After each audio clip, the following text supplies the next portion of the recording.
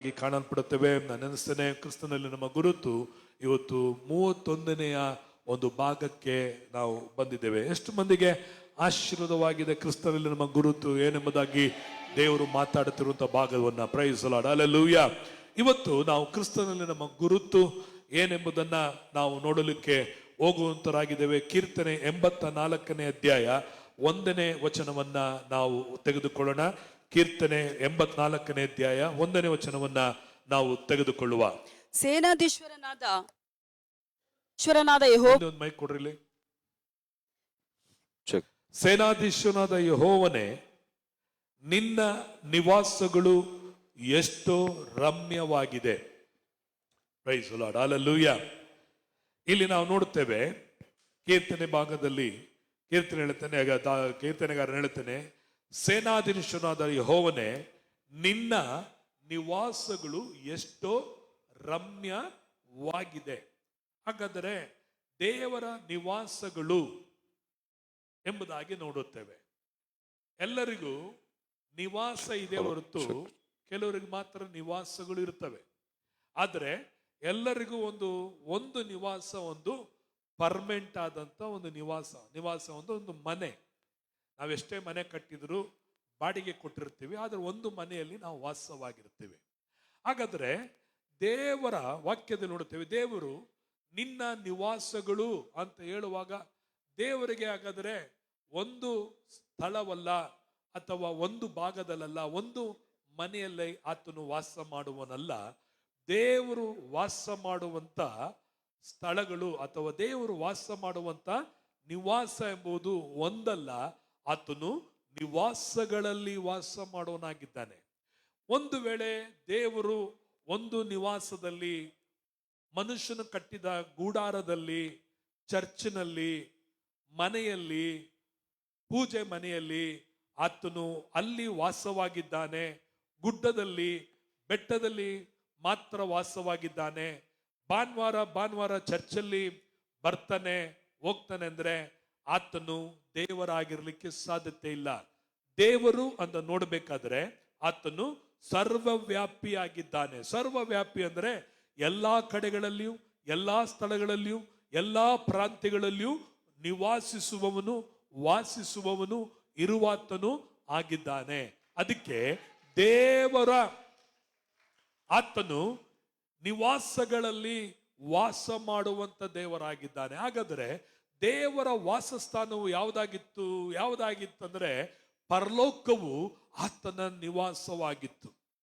ಆದರೆ ಆದಾಮ ಮತ್ತು ಅವಳನ್ನು ಸೃಷ್ಟಿಸಿದ ಮೇಲೆ ಪ್ರತಿದಿನ ದೇವರು ಪರಲೋಕವನ್ನು ಬಿಟ್ಟು ಮಾನವನೊಂದಿಗೆ, ತಾನು ಸೃಷ್ಟಿಸಿದ ಮಾನವನೊಂದಿಗೆ ಸಂಪರ್ಕವನ್ನ ಇಟ್ಟುಕೊಳ್ಳಲಿಕ್ಕಾಗಿ ಪ್ರತಿದಿನ ಸಂಜೆಯ ತಣ್ಣನೆ ಗಾಳಿಯಲ್ಲಿ ಅವರೊಟ್ಟಿಗೆ ಬಂದು ಮಾತಾಡ್ತಿದ್ದ. ಎಷ್ಟು ದೊಡ್ಡ ದೇವರು! ಎಲ್ಲವನ್ನು ಸೃಷ್ಟಿ ಮಾಡಿದವನು, ಸೌಂದರ್ಯವುಳ್ಳವನು, ಐಶ್ವರ್ಯವುಳ್ಳವನು, ಅಧಿಕಾರಗಳಲ್ಲಿ ತುಂಬಲ್ಪಟ್ಟವನು.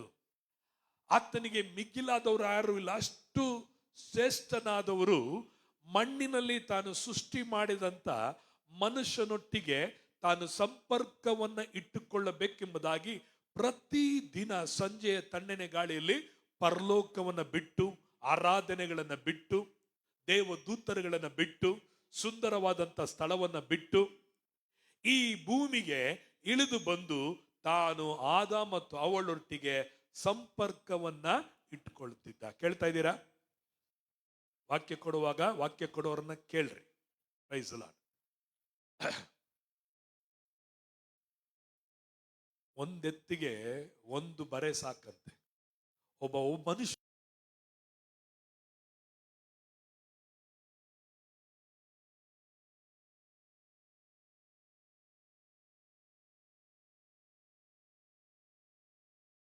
ಇರಲಿಲ್ಲ. ಆದ್ರೆ ಅಲ್ಲಿ ಹೇಳುವಾಗ, ಕೇಳುವಾಗ, ಮತ್ತೊಬ್ಬರು ತಪ್ಪು ಮಾಡುವಾಗ, ಅದನ್ನ ಗದರಿಸುವಾಗ ನಾವು ಎಚ್ಚರ ತಗೊಂಡು ಆತ್ಮೀಯವಾಗಿ ಬೆಳೆದ್ವಿ. ಯಾಕಂದ್ರೆ ನಮ್ಮಲ್ಲಿದ್ದಂಥ ಪವಿತ್ರ ಆತ್ಮ ಅಂತ ಆತ್ಮವಾಗಿತ್ತು. ನಮಗೆ ಕಲಿಸುವ ಪವಿತ್ರಾತ್ಮನಿದ್ದ, ಬುದ್ಧಿ ಹೇಳುವಂತ ಪವಿತ್ರಾತ್ಮನಾಗಿದ್ದ, ತಿದ್ದುವಂತ ಪವಿತ್ರಾತ್ಮನಿದ್ದ. ಇವತ್ತು ಅನೇಕ ಜನ್ಮದಲ್ಲಿ ನಿಮ್ಮ ಹೃದಯದಲ್ಲಿ ಯಾವ ಆತ್ಮ ಇದೆ ಅಂತ ಹೇಳಿ ಗೊತ್ತಾಗದೇ ಇಲ್ಲ. ಹೇಳಿದ್ನ ವರ್ಷ ಪೂರಿ 20 ವರ್ಷ ಆದ್ರೂ ಹೇಳದ್ನ ಹೇಳ್ತಾನೇ ಇದ್ರೆ ಇನ್ನೂ ಬದಲಾವಣೆ ಆಗಲ್ಲ ಕೇಳೋದ್ರಲ್ಲಿ.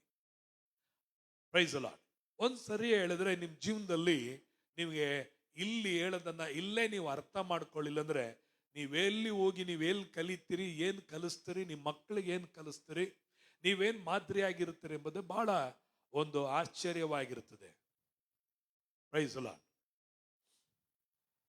ವಾಕ್ಯ ಹೇಳುವಾಗ ವಾಕ್ಯ ಹೇಳೋರ ಮೇಲೆ ನಿಮ್ಮ ಕಣ್ಣಿನ ಗಮನ ಇರಬೇಕು. ನಿಮ್ಮ ಗಮನ ಅಲ್ಲಿ ಇಲ್ಲಿ ಹೋಗ್ಬಾರ್ದು. ನಿಮ್ಮ ಗಮನವನ್ನ ಮೊಬೈಲ್ ಕಡೆಗೋ ನಿಮ್ಮ ಗಮನವನ್ನ ಬೇರೆ ಎಲ್ಲೋದ್ಗೋ ಆವಾಗ ಬೈಬಲ್ ತಿರುಗಿ ನೋಡ್ಕೊಂಡಿರೋದಕ್ಕಾಗಲ್ಲ. ಬೈಬಲ್ ನಿಮ್ಮ ಮನೆಗಳಲ್ಲಿ ತಿರುಗಿಸಿ ನೋಡ್ರಿ. ಇಲ್ಲಿ ಬಂದಾಗ ಬೈಬಲ್ ಹೇಳದ್ನ ಕೇಳ್ರಿ, ಹೇಳುವಾಗ ವಾಕ್ಯವನ್ನ ಗಮನಿಸ್ರಿ. Price the lord. ಹಾಗಾದರೆ ಮೊದಲನೆಯ ದೇವರ ವಾಸಸ್ಥಾನವು ಪರಲೋಕವಾಗಿತ್ತು. Praise the Lord. ಅವರೊಟ್ಟಿಗೆ ಬಂದು ದೇವರು ಮಾತನಾಡ್ತಿದ್ದ. ಆಮೇಲೆ ದೇವರು ಮೋಶೆಗೆ ಹೇಳಿದ್ರು, ಮೋಶೆ, ನಾನು ಅವಾಗ ನಿನ್ನ ಹತ್ರ ಮಾತ್ರ ಮಾತಾಡ್ತಿದ್ದೀನಿ. ನಾನು ಜನರೊಟ್ಟಿಗೆ ಬೆರಿಬೇಕು, ಜನರೊಂದಿಗೆ ನಾನು ಇರಬೇಕು, ನನ್ನ ಜನರನ್ನ ಆಶೀರ್ವದಿಸಬೇಕು, ಅವರೊಂದಿಗೆ ನಾನು ಐಕ್ಯವಾಗಿರ್ಬೇಕು. ಅದಕ್ಕಾಗಿ ನೀನು ಒಂದು ದೇವದರ್ಶನ ಗೂಡಾರವನ್ನು ಕಟ್ಟು. ಆತನು ಹೇಗೆ ಕಟ್ಟಿದಂದ್ರೆ ಪರದೆಯಲ್ಲಿ ಬಟ್ಟೆಯ ಮೂಲಕವಾಗಿ ಒಂದು ಗೂಡಾರವನ್ನ ಕಟ್ಟಿದ. ಆ ಗೂಡಾರದಲ್ಲಿ ಏನಾಗಿತ್ತು? 3 ಭಾಗ ಇತ್ತು. ಒಂದು ಹೊರಾಂಗಣ ಭಾಗ ಮತ್ತು ಪರಿಶುದ್ಧವಾದಂತ ಸ್ಥಳ, ಇನ್ನೊಂದು ಮಹಾಪರಿಶುದ್ಧವಾದ ಸ್ಥಳ. ಆ ಮಹಾಪರಿಶುದ್ಧ ಸ್ಥಳಕ್ಕೆ ಜನರು ಯಾರು ಬರಕ್ಕಾಗ್ತಿರ್ಲಿಲ್ಲ. ಅಲ್ಲಿ ಯಾಜಕನು ವರ್ಷಕ್ಕೆ 1 ಸಾರಿ ಮಾತ್ರವೇ ಒಳಗಡೆ ಹೋಗ್ಬೇಕಾಗಿತ್ತು. ಅದರಲ್ಲಿ ದೇವರಿಗೆ ಇಷ್ಟ ಇರಲಿಲ್ಲ. ದೇವರಿಗೆ ಇಷ್ಟ ಏನಂದ್ರೆ ತನ್ನ ಜನರೊಂದಿಗೆ ಆತನು ವಾಸ ಮಾಡಬೇಕೆಂಬುದೇ ಆತನ ಬಯಕೆ ಆಗಿತ್ತು. ದಾವೀದನು ಆತನೊಂದು ಗೂಡಾರವನ್ನು ಕಟ್ತಾನೆ ದೇವರಿಗೆ. ಆ ಗೂಡಾರದಲ್ಲಿ ಹೊರಗಣ ಪ್ರಕಾರ ಇರಲಿಲ್ಲ, ಪರಿಶುದ್ಧ ಸ್ಥಳ ಇರಲಿಲ್ಲ, ಮಹಾಪರಿಶುದ್ಧ ಸ್ಥಳ ಇರಲಿಲ್ಲ. ಉದಾಹರಣೆ ನೋಡಿ, ನಾವು ಚರ್ಚ್ ಒಳಗೆ ಬರ್ಬೇಕಾದ್ರೆ ಚರ್ಚ್ ಒಳಗಿಂದ ಹೊರಗಡೆ ಕಾಂಪೌಂಡ್ ಒಳಗಡೆ, ಆಮೇಲೆ ಕಾಂಪೌಂಡ್ ಇಂದ ಒಳಗಡೆ ಇದು ಆಲಯ. ಈ ಆಲಯದೊಳಗಡೆ ಏನಿದೆ? ಇಲ್ಲೊಂದು ಮೇಲೆ ವೇದಿಕೆ ಇದೆ, ಪುಲ್ಪಿಟ್ ಇದೆ, ಮೇಲೆ ಇದೆ. Praise the Lord. ಎಲ್ಲರೂ ಹೊರಗೆ ಹೊಸದಾಗಿ ಬರುವಂತ ಜನರಿಗೆ ಕೆಲವು ಸಮಯಗಳು ಒಳಗಡೆ ಬರಲಿಕ್ಕೆ ಭಯ. ಹೆಂಗೋ ಏನೋ ಕರಿತಾರೋ ಇಲ್ವೋ, ನಾವು ಹೊಸಬ್ರು ಎಂಬುದಾಗಿ ಅವ್ರು ಬರುವಾಗಲೇ ಒಂಥರ ಆತಂಕದಲ್ಲಿ ಏನಾರು ಹೇಳ್ತಾರ ಅಂತೇಳಿ ಎದುರು ನೋಡ್ಕೊಂಡು ಬರ್ತಿರ್ತಾರೆ. ಆದರೆ ವಿಶ್ವಾಸಿಗಳಾದ ನಾವೆಲ್ಲರೂ ಬರುವಾಗ ಚೇರ್ ಹಾಕಿರ್ತಾರೆ, ಇಲ್ಲ ಕೆಳಗಡೆ ಬಂದು ಏನ್ ಮಾಡ್ತೀವಿ ನಾವು, ಟಕ್ ಟಕ್ ಟಕ್ ಟಕ್ ಎಲ್ಲಿ ಜಾಗ ಐತೆ ಅಲ್ಲೋ ಇಲ್ಲಿ ನಾವು ಕೂತ್ಕೊಂಡ್ಬಿಡ್ತೀವಿ. ಅದೇ ಸಮಯದಲ್ಲಿ ಇಲ್ಲಿ ಮೇಲೆ ಬಂದು ಬರ್ಲಿಕ್ಕೆ ಅನೇಕ ವೇಳೆಗಳಲ್ಲಿ ಏನಾಗುತ್ತೆ? ಭಯ ಆಗುತ್ತೆ. ಕೆಲವು ಸಮಯಗಳಲ್ಲಿ ಹೆಂಗಪ್ಪ ಮೇಲೆ ಹೋಗೋದು ಅಂತೇಳಿ ಒಂಥರವಾದಂತ ಒಂದು ವ್ಯತ್ಯಾಸ. ನೋಡ್ರಿ, ಇಲ್ಲೇ ಇಷ್ಟು ವ್ಯತ್ಯಾಸವನ್ನು ಕಾಣುವಾಗ ಆಗ ಮೋಶೆ ಕಟ್ಟಿದಂತ ಆಲಯದಲ್ಲಿ ಇದೇ ತರ ಭಾಗವಿತ್ತು. ಈ ಭಾಗಕ್ಕೆ ಯಾಜಕರು ಮಾತ್ರ, ಮಹಾಯಾಜಕನು ಮಾತ್ರ ಮೇಲೆ ಹೋಗ್ಬೇಕಾಗಿತ್ತು, ಆರಾಧನೆ ಮಾಡ್ಬೇಕಾಗಿತ್ತು. ಅಲ್ಲಿ ಮಂಜೂಷದ ಪೆಟ್ಟಿಗೆ ಇತ್ತು, ಅಲ್ಲಿ ಆರಾಧನೆ ಮಾಡಿ ಹೊರಗಡೆ ಅವನು ಬರಬೇಕಾಗಿತ್ತು. ಆಲಯದಲ್ಲಿ ಹೊರಗಡೆ ಪರಿಶುದ್ಧ ಸ್ಥಳದಲ್ಲಿ ಎಲ್ಲರೂ ಬಂದು ಆರಾಧನೆ ಮಾಡ್ತಾ ಇದ್ರು. ಪ್ರಕರಣದಲ್ಲಿ ಅಲ್ಲಿ ಜನರು ಇರ್ತಿದ್ರು. ಹೀಗೆ ಆಲಯವು ಕಾಣಲ್ಪಡ್ತು. ಮೋಶೆ ಆಮೇಲೆ ಏನ್ ಮಾಡದಂತ ಹೋದ ಮೇಲೆ ದಾವೀದನು ಒಂದು ಗೂಡಾರವನ್ನ ಕಟ್ಟಿದ. ಅವನೇನ್ ಮಾಡದಂದ್ರೆ ಈ ಸ್ಥಳನೂ ಇಲ್ಲ, ಈ ಜಾಗನೂ ಇಲ್ಲ, ಎಲ್ಲ ಒಂದೇ ಟೆಂಟ್ ಮಾಡಾಕ್ಬಿಟ್ಟ.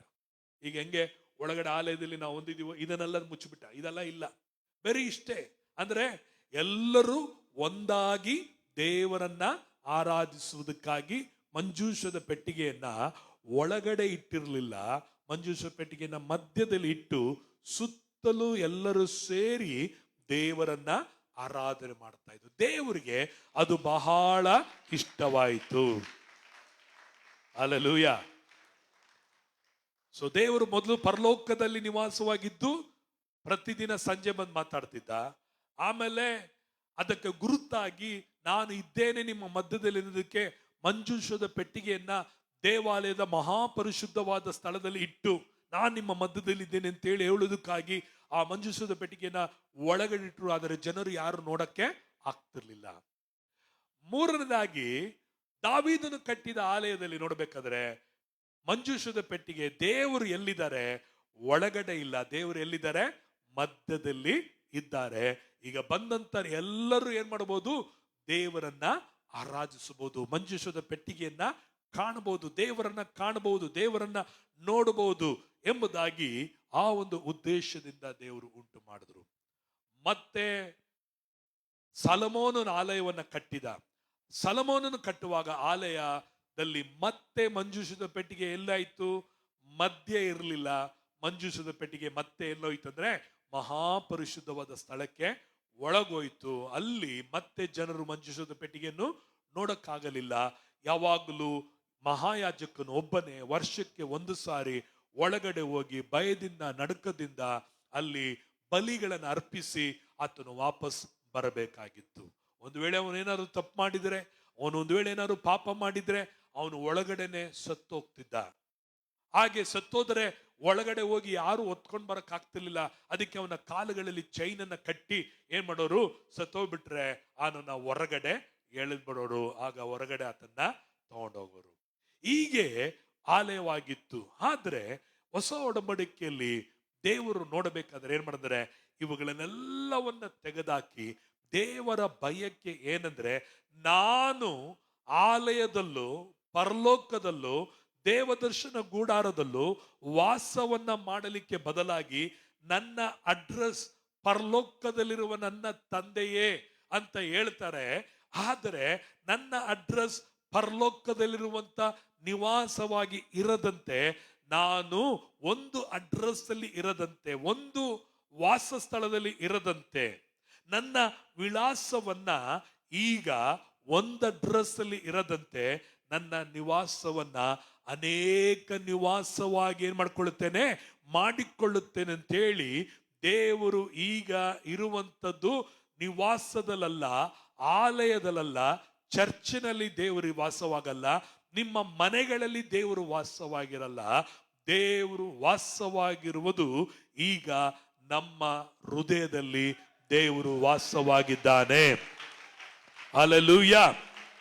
ಅದಕ್ಕೆ ಕೀರ್ತನೆ ನೋಡಬೇಕಾದ್ರೆ ಹೇಳ್ತಾನೆ 84ನೇ ಅಧ್ಯಾಯ 1ನೇ ವಚನದಲ್ಲಿ, ಸೇನಾಧೀಶನಾದ ಯೆಹೋವನೇ, ನಿನ್ನ ನಿವಾಸ ಅಲ್ಲ, ನಿನ್ನ ನಿವಾಸಗಳು ಎಷ್ಟು ರಮ್ಯವಾಗಿದೆ.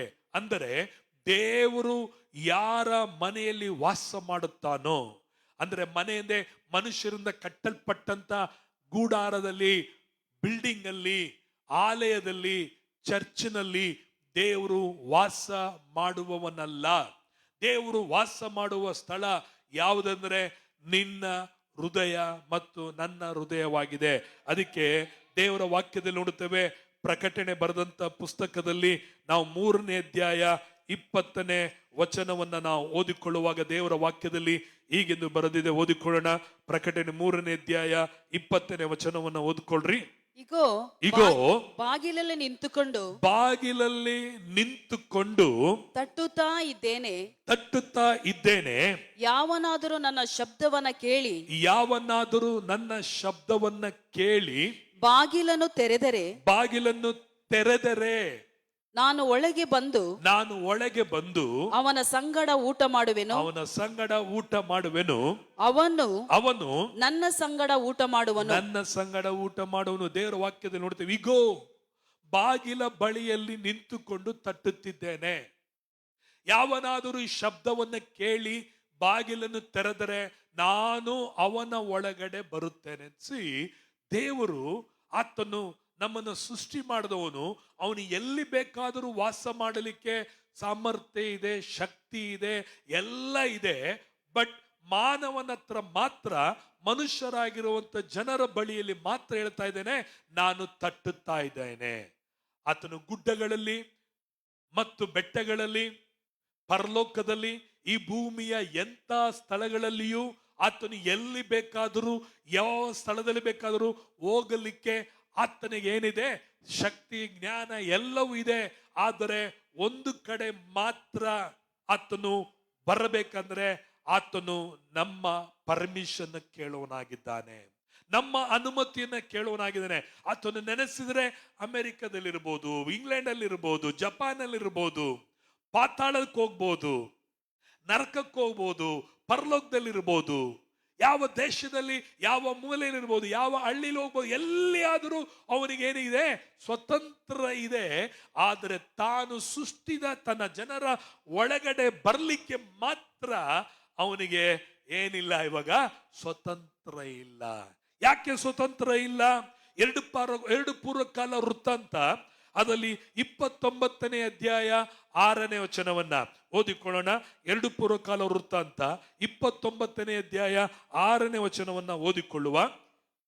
ನಮ್ಮ ಪಿತೃಗಳು ದೇವರಾದ ಯೆಹೋವನಿಗೆ, ಮಾನಿಟರಲ್ಲಿ ವಾಲ್ಯೂಮ್ ಕೊಡ್ರಿ, ಓದೋರ್ದು. ಓಕೆ, ಓದ್ರಿ.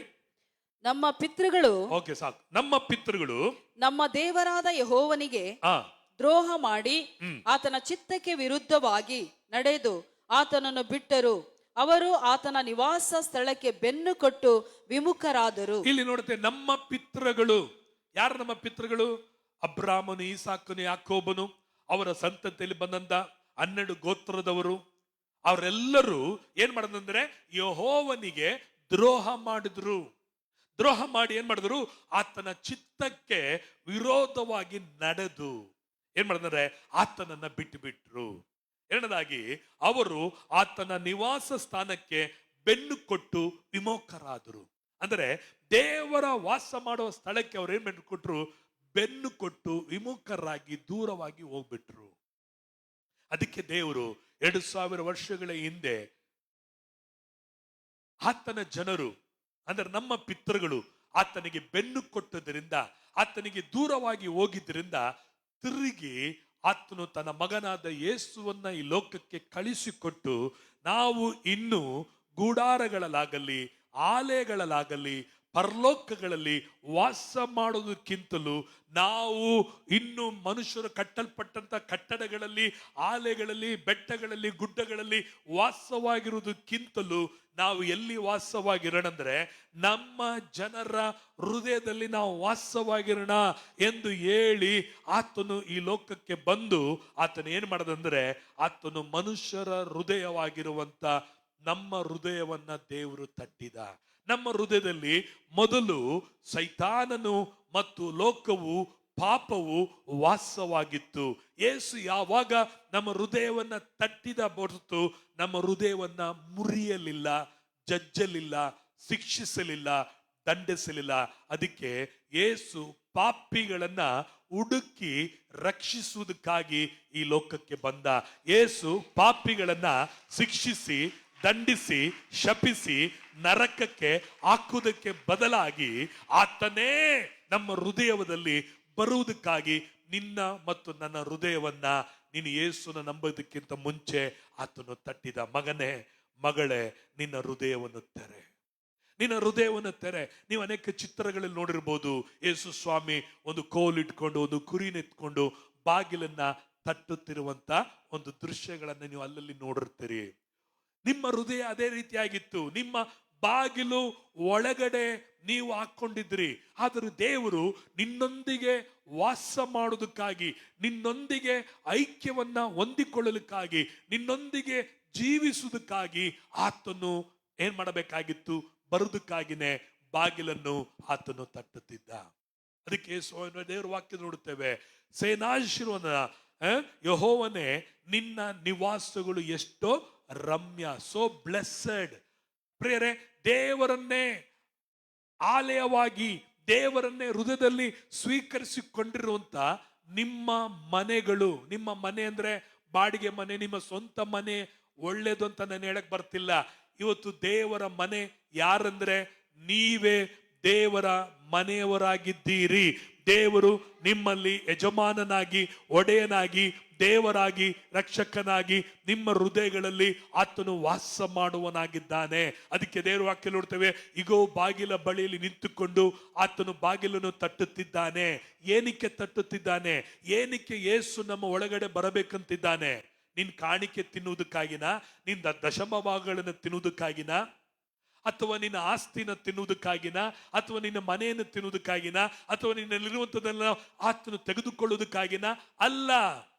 ಈತನು ದಾಸಯೇ ಅಲ್ಲ, ಈತನು ಜೋಗಮ್ಮ ಅಲ್ಲ. ನಿನ್ನ ಮನೆಗೆ ಬಂದು ನಿನ್ನಂತ ಕೇಳಿ ಪಡೆದು ಆತನು ತಕೊಂಡು ಹೋಗುವುದಕ್ಕಾಗಲ್ಲ. ನಿನ್ನಲ್ಲಿ ಬಂದು ನಿನ್ನನ್ನು ಆಶೀರ್ವದಿಸುವುದಕ್ಕಾಗಿ ಆತನು ನಿನ್ನ ಹೃದಯದಲ್ಲಿ ಆತನು ಬಂದಿದವನಾಗಿದ್ದಾನೆ. ಹಲ್ಲೆಲೂಯಾ. ದೇವರ ವಾಕ್ಯ ಹೇಳ್ತದೆ, ನಾನು ಅವನೊಂದಿಗೆ ಊಟ ಮಾಡುವೆನು, ಅವನು ನನ್ನೊಂದಿಗೆ ಊಟ ಮಾಡು. ಯಾಕೆ ಯೇಸು ನನ್ನಲ್ಲಿ ಬಂದಿದ್ದಾರೆ? ಯಾಕೆ ದೇವರು ಬೆಟ್ಟದಲ್ಲಿ, ಗುಡ್ಡದಲ್ಲಿ, ಚರ್ಚ್ಗಳಲ್ಲಿ, ದೇವಸ್ಥಾನಗಳಲ್ಲಿ ವಾಸ ಮಾಡದವನು ನನ್ನ ಹೃದಯದಲ್ಲಿ, ನಿನ್ನ ಹೃದಯದಲ್ಲಿ ಯಾಕೆ ಯೇಸು ಬಂದಿದ್ದಾರೆ ಅಂದ್ರೆ ಒಂದು ಚೆನ್ನಾಗಿ ತಿಳ್ಕೊಳ್ರಿ, ನಾನು ನಿನ್ನ ಸಂಗಡ ಊಟ ಮಾಡುವೆನು, ನೀನು ನನ್ನ ಸಂಗಡ ಊಟವನ್ನ ಮಾಡುವಿ. ಭೂಲೋಕದಲ್ಲಿ ಇದ್ದಾಗ ದೇವರು ನಮ್ಮೊಂದಿಗೆ ಆತನೇನ್ ಮಾಡ್ತಾನೆ? ಊಟವನ್ನ ಮಾಡುವನಾಗಿದ್ದಾನೆ. ಪ್ರೇರೆ, ಈಗ ಒಂದು ಮನೆಯಲ್ಲಿ ಒಬ್ಬ ಯಜಮಾನನು ತಂದೆ ಇರುವಾಗ ಆ ತಂದೆ ಆದವನು ಊಟವನ್ನ ಮನೆಯಲ್ಲಿ ತಾನು ಮಾತ್ರ ಮಾಡುವುದಲ್ಲ, ಅವನು ಊಟಕ್ಕೆ ಬೇಕಾದ ಮೂಲಭೂತಗಳನ್ನೆಲ್ಲ ಆತನು ಮನೆಗೆ ಒದಗಿಸುವನಾಗಿದ್ದಾನೆ. ಇನ್ನೊಂದ್ಸರಿ ಹೇಳ್ತೀನಿ, ಒಬ್ಬ ತಂದೆ ತಾನು ಮಾತ್ರ ಊಟ ಮಾಡೋನಲ್ಲ, ಆತನು ತನ್ನ ಹೆಂಡತಿಗೆ, ತನ್ನ ಮಕ್ಕಳಿಗೆ, ಎಲ್ಲದಕ್ಕೂ ಆತನು ಮನೆಯಲ್ಲಿ ಇದ್ದುಕೊಂಡು ಎಲ್ಲರಿಗೂ ಊಟವನ್ನ ಕೊಡಲಿಕ್ಕಾಗಿ ಮೂಲಭೂತನಾಗಿ ಅವನು ದುಡಿದು ಕಷ್ಟಪಟ್ಟು ಪ್ರಯಾಸಪಟ್ಟು ತನ್ನ ಮನೆಗೆ ತಂದಾಕುವನಾಗಿದ್ದಾನೆ, ಪೋಷಿಸುವನಾಗಿದ್ದಾನೆ. ತಾನು ಪೋಷಿಸುವುದು ಮಾತ್ರವಲ್ಲ, ಆತನು ತನ್ನ ಮನೆಯಲ್ಲಿ ಇದ್ದುಕೊಂಡು ಆತನು ಹೋಟ್ಲಲ್ಲೋ ಅಥವಾ ಅಲ್ಲಿ ಇಲ್ಲಿ ಊಟ ಮಾಡಿ ದುಂದು ವೆಚ್ಚವನ್ನು ಮಾಡಿ ಖರ್ಚು ಮಾಡಿ ಆತನು ದೌಂದತನವನ್ನು ಮಾಡಿಕೊಳ್ಳದಂತೆ ತನ್ನ ಮನೆಯೊಂದಿಗೆ ತಾನು ಸಂಪಾದಿಸುವುದನ್ನ ಪೋಷಿಸಿ ತನ್ನ ಮನೆಯೊಂದಿಗೆ ಊಟ ಮಾಡುವನಾಗಿದ್ದಾನೆ. ಹಾಗೆಯೇ ಯೇಸು ಕಲ್ವಾರಿ ಶಿಲುಬೆಯಲ್ಲಿ ಆತನ ರಕ್ತವನ್ನು ಕೊಟ್ಟು, ತನ್ನ ಜೀವವನ್ನು ಕೊಟ್ಟು, ತನ್ನ ಪ್ರಾಣವನ್ನು ಕೊಟ್ಟು ಆತನು ನಿನ್ನ ನಿವಾಸದಲ್ಲಿ ವಾಸವಾಗಿದ್ದು ನಿನಗೆ ಬೇಕಾದುದೆಲ್ಲವನ್ನ ಪೋಷಿಸುವವನು, ಸಂರಕ್ಷಿಸುವವನು, ನಿನ್ನನ್ನು ಕಾಯುವವನು ಆಗಿದ್ದಾನೆ. ಅದಕ್ಕೆ ಎಫೆಸ ಬರೆದ ಪತ್ರಿಕೆಯಲ್ಲಿ ನೋಡಬೇಕಾದ್ರೆ ಆತನು ಸ್ತ್ರೀಗೆ ತಲೆಯಾಗಿದ್ದಾನೆ, ಸಭೆಗೆ ಆತನು ತಲೆಯಾಗಿದ್ದಾನೆ. ಗಂಡನಾದವನು ತನ್ನ ಹೆಂಡತಿಯನ್ನು ಪೋಷಿಸಿ ಸಂರಕ್ಷಿಸುತ್ತಾನಲ್ಲ, ಹಾಗೆಯೇ ಕ್ರಿಸ್ತನು ತನ್ನ ಸಭೆಯನ್ನು ಪೋಷಿಸಿ ಸಂರಕ್ಷಿಸುವನಾಗಿದ್ದಾನೆ. ಯಾಕೆ ಯೇಸು ನಿನ್ನ ಹೃದಯದಲ್ಲಿ ಬಂದು ಬಾಗಿಲನ್ನು ತಟ್ಟಿ ನಿನ್ನ ಒಳಗಡೆ ಬಂದಿದ್ದಾನೆಂದರೆ ನಿನ್ನನ್ನು ಪೋಷಿಸಿ ಸಂರಕ್ಷಿಸಿ ನಿನಗೆ ರಕ್ಷಕನಾಗಿ, ತಲೆಯಾಗಿ, ಒಡೆಯನಾಗಿ, ರಕ್ಷಕನಾಗಿ, ಆರೋಗ್ಯದಾಯಕನಾಗಿ, ಯೆಹೋವ ಈರೆಯಾಗಿದ್ದು, ಯೆಹೋವ ನಿಸಿಯಾಗಿದ್ದು, ಸೇನಾಧೀಶ್ವರನಾಗಿರುವಂತ ದೇವರು ನಿನ್ನ ಹೃದಯಗಳಲ್ಲಿ ವಾಸವನಾಗಿದ್ದಾನೆ. ದೇವರು ನಿನ್ನ ಹೃದಯಗಳಲ್ಲಿ ಬಂದಿರುವುದು ನಿನ್ನ ದಶಮ ಭಾಗ, ನಿನ್ನ ಕಾಣಿಕೆಯನ್ನು ತಿನ್ನುವುದಕ್ಕಾಗಿ ಅಲ್ಲ. ಇವತ್ತು ಅನೇಕ ಅಲ್ಪ ವಿಶ್ವಾಸಿಗಳು ತಿಳ್ಕೊಂಡಿರೋದೇನೆಂದ್ರೆ ಚರ್ಚ್ಗೆ ಹೋದ್ರೆ ನಾವು ಕಾಣಿಕೆ ಕೊಡಬೇಕು, ದಶಮ ಕೊಡಬೇಕು. No no no no no. ದೇವರು ನಿನ್ನ ಅಲ್ಪವಾದಂತ ನೀನು ಕೊಡುವಂತ ನಿನ್ನ ದಶಮಗಳ ಕಾಣಿಕೆಯಾಗಿ ಆತನು ಕಾಯುವವನಲ್ಲ, ನಿನ್ನಗೆ ಪೋಷಿಸಿ ಸಂರಕ್ಷಿಸಿ ನಿನಗೆ ಬೇಕಾದದೆಲ್ಲವನ್ನು ಒದಗಿಸುವುದಕ್ಕಾಗಿ ಆತನು ನಿನ್ನನ್ನು ಆಶೀರ್ವದಿಸಿ ನಿನ್ನನ್ನು ಆಶೀರ್ವಾದವಾಗಿಟ್ಟು ನಿನ್ನನ್ನು ಮೂಲಕವಾಗಿ ಆತನು ಅನೇಕರಿಗೆ ನೀನು ಆಶೀರ್ವಾದವಾಗಿರ್ಲಿಕ್ಕಾಗಿ, ಒಂದು ಭಾಗವಾಗಿ ನೀನು ಆಶೀರ್ವಾದವಾಗಿರ್ಲಿಕ್ಕಾಗಿ ದೇವರು ನಿನಗೆ ಕಾಣಿಕೆ ಬಟ್ಟಿಯನ್ನು, ಆ ದಶಮ ಭಾಗ ಎಂಬ ಭಾಗವನ್ನ ಸಭೆಯಲ್ಲಿ ಇಟ್ಟಿರುವುದು ಏನಕ್ಕಾಗೆಂದ್ರೆ ನೀನು ಇನ್ನೂ ಹೆಚ್ಚಾಗಿ ಅನೇಕರಿಗೆ ಆಶೀರ್ವಾದವಾಗಿರುವುದಕ್ಕಾಗಿ. ನೀನ್ ಮಾತ್ರ ಆಶೀರ್ವಾದವಾಗಿರೋದಲ್ಲ, ನಿನ್ನಿಂದ ಅನೇಕರಿಗೆ ಆಶೀರ್ವಾದವಾಗಿರುವುದಕ್ಕಾಗಿ. ಪ್ರೇರೆ, ನೀನು ಇವತ್ತು ಆಶೀರ್ವಾದವಾಗಿದ್ದೀಯಾ? ಎರಡನೇದಾಗಿ ಇನ್ನು ಅನೇಕರಿಗೆ ಆಶೀರ್ವಾದವಾಗಿರ್ಲಿಕ್ಕಾಗಿ ದೇವರು ಸಭೆಯಲ್ಲಿ ಕಾಣಿಕೆಯನ್ನು, ದಶಮ ಭಾಗವನ್ನು ಇಟ್ಟಿದ್ದಾನೆ. ಈ ಕಾಣಿಕೆಯಿಂದ, ಈ ದಶಮ ಭಾಗದಿಂದ ಸೇವಕರು ಬದುಕುವುದಕ್ಕಾಗಿಲ್ಲ, ತಿನ್ನುವುದಕ್ಕಾಗಿ ಮಾತ್ರವಲ್ಲ, ನೀನನ್ನು ಅನೇಕರಿಗೆ ಆಶೀರ್ವಾದವಾಗಿರ್ಲಿಕ್ಕಾಗಿನೇ ದೇವರು ನಿನ್ನನ್ನು ನಿವಾಸವಾಗಿ ತನ್ನ ಮನೆಯಾಗಿ, ದೇವರ ಮನೆಯಾಗಿ ನಿನ್ನ ಜೀವಿತವನ್ನ ದೇವರು ಆರಿಸಿಕೊಂಡಿದ್ದಾನೆ. ಇವತ್ತು ಪೌಲನು ಹೇಳ್ತೇನೆ, ಇನ್ನು ಜೀವಿಸುವುದು ಈ ಮನೆಯಲ್ಲಿ ನಾನಲ್ಲ, ಇನ್ನು ಈ ದೇಹದಲ್ಲಿ ವಾಸಿಸುವುದು ನಾನಲ್ಲ, ನನ್ನಲ್ಲಿ ಕ್ರಿಸ್ತ ಯೇಸುವೆ ಜೀವಿಸುವನಾಗಿದ್ದಾನೆ. ಹಲ್ಲೆಲೂಯಾ. ಇನ್ನು ನೀನಲ್ಲ, ಇನ್ನು ನೀನು ಕ್ರಿಸ್ತನವನಾಗಿ ಕಾಣಲ್ಪಡುತ್ತೀಯ. ನಿನ್ನ ಅಡ್ರೆಸ್ ಚೇಂಜ್ ಆಗುತ್ತೆ, ನಿನ್ನ ನಿವಾಸವು ಬದಲಾಗುತ್ತೆ, ನಿನ್ನ ಅಡ್ರೆಸ್ ಚೇಂಜ್ ಆಗುತ್ತೆ. ನಿನ್ನ ಅಡ್ರೆಸ್ ಅಲ್ಲಿ ಮನೆಯ ಯಜಮಾನನು, ನಿನ್ನ ಹೃದಯದ ಯಜಮಾನನು ಯಾರು? ನಿನ್ನ ಮನೆಯ ಯಜಮಾನನು ನೀನಾಗಿರ್ತೀಯ, ನಿನ್ನ ಹೊಲದ ಯಜಮಾನನು ನೀನಾಗಿರ್ತೀಯ, ನಿನ್ನ ಕಾರು ನಿನ್ನ ಬೈಕಿನ ಯಜಮಾನನು ಓನರ್ ನೀನಾಗಿರ್ತೀಯ. ಆದರೆ ನಿನ್ನ ಹೃದಯದ ಓನರ್, ನಿನ್ನ ಹೃದಯದ ಯಜಮಾನ, ನಿನ್ನ ಹೃದಯದ ತಂದೆ, ನಿನ್ನ ಹೃದಯದ ಪೋಷಕ, ನಿನ್ನ ಹೃದಯದ ನಿನ್ನ ಜೀವಿತದ ನಡೆಸುವವನು, ಕಾಯುವವನು, ಸಂರಕ್ಷಿಸುವವನು, ಪೋಷಿಸುವವನು, ಗೈಡ್ ಮಾಡುವವನು, ನಡೆಸುವವನು, ನಿನ್ನನ್ನು ಕಾಯುವವನು, ನಿನಗಾಗಿ ಜಯವನ್ನ ಕೊಟ್ಟಾತನು ಇನ್ನು ನಿನ್ನನ್ನು ರೂಲ್ ಮಾಡುವನಾಗಿದ್ದಾನೆ. ನಿನ್ನಲ್ಲಿ ಬಂದು ಆತನು ವಾಸ ಮಾಡುವನಾಗಿದ್ದಾನೆ. ಯೇಸು ಯಾಕೆ ನನ್ನಲ್ಲಿ ನಿನ್ನಲ್ಲಿ ವಾಸ ಮಾಡಲಿಕ್ಕೆ ಬಂದಿದ್ದಾನೆಂದರೆ ನಿನ್ನನ್ನು ನನ್ನನ್ನು ಏನ್ ಮಾಡುವುದಕ್ಕಾಗಿ? ಪೋಷಿಸುವುದಕ್ಕಾಗಿ, ಸಂರಕ್ಷಿಸುವುದಕ್ಕಾಗಿ, ಕಾಯುವುದಕ್ಕಾಗಿ, ನಡೆಸುವುದಕ್ಕಾಗಿ, ನಿನಗೆ ಬೋಧಿಸುವುದಕ್ಕಾಗಿ, ನಿನ್ನೊಂದಿಗೆ ಐಕ್ಯವಾಗಿರ್ಲಿಕ್ಕಾಗಿ ದೇವರು ನಿನ್ನೊಂದಿಗೆ ವಾಸ ಮಾಡುವನಾಗಿದ್ದಾನೆ. ಇವತ್ತು ಈ ದೇವರು ನಿನ್ನಲ್ಲಿ ನನ್ನಲ್ಲಿ ಇರಬೇಕಾದ ಉದ್ದೇಶ ಏನೆಂದರೆ ಆತನು ಐಕ್ಯವಾಗಿರ್ಲಿಕ್ಕಾಗಿ ಆತನು ನಮ್ಮನ್ನ ಉಂಟು ಮಾಡಿದವನಾಗಿದ್ದಾನೆ. ಬೈಬಲ್ ನೋಡುತ್ತೇವೆ, ಅಪೊಸ್ತಲರ ಕೃತ್ಯಗಳು 17ನೇ ಅಧ್ಯಾಯ 24ನೇ ವಚನ, 17-24 ನೋಡುತ್ತೇವೆ. ಜಗತ್ತನ್ನು ಅದರಲ್ಲಿರುವ ಎಲ್ಲಾ ವಸ್ತುಗಳನ್ನು ಉಂಟು ಮಾಡಿದ ದೇವರು ಭೂಮ್ಯಾಕಾಶಗಳ ಒಡೆಯನಾಗಿರುವುದರಿಂದ ಆತನು ಕೈಯಿಂದ ಕಟ್ಟಿರುವ ಗೂಡಾರಗಳಲ್ಲಿ ವಾಸ ಮಾಡುವವನಲ್ಲ. ಎಲ್ಲರೂ ಕೇಳ್ರಿ, ನಮ್ಮ ದೇವರು ಎಂತವನಾಗಿದ್ದಾನೆ? ಜಗತ್ತನ್ನು ಅದರಲ್ಲಿರುವ ಎಲ್ಲಾ ವಸ್ತುಗಳನ್ನು ಉಂಟು ಮಾಡಿದ ದೇವರು ಭೂಮ್ಯಾಕಾಶಗಳ ಒಡೆಯನಾಗಿರುವುದರಿಂದ ಆತನು ಕೈಯಿಂದ ಕಟ್ಟಿರುವ ಗೂಡಾರಗಳಲ್ಲಿ ವಾಸ ಮಾಡುವವನಲ್ಲ. ಅದೇ ಪ್ರಕಟಣೆ 21ನೇ ಅಧ್ಯಾಯ 3ನೇ ವಚನ ನೋಡುತ್ತೇವೆ. ಇದಲ್ಲದೆ ಸಿಂಹಾಸದೊಳಗಿಂದ ಬಂದ ಮಹಾಶಬ್ದವು ನನಗೆ ಕೇಳಿಸಿತು. ಸಿಂಹಾಸನದೊಳಗಿಂದ ಬಂದ ಮಹಾಶಬ್ದವು ನನಗೆ ಕೇಳಿಸಿತು. ಅದು ಇಗೋ ದೇವರ ನಿವಾಸವು, ದೇವರ ಅಡ್ರೆಸ್, ದೇವರ ಮನೆ.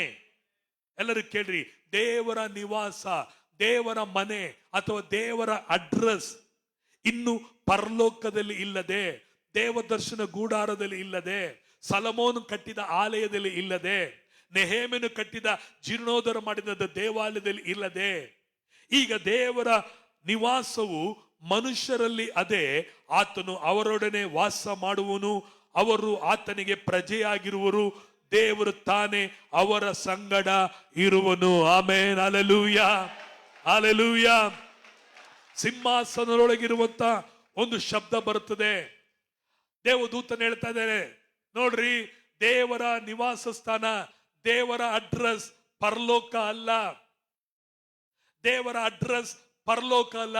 ದೇವರ ಅಡ್ರೆಸ್ ಯಾರಾಗಿದ್ದೀವಿ ಅಂದ್ರೆ ನೀನು ಮತ್ತು ನಾನು ದೇವರ ವಿಳಾಸವಾಗಿ ಅಡ್ರೆಸ್ ಆಗಿದ್ದೇವೆ. ಹಲ್ಲೆಲೂಯಾ.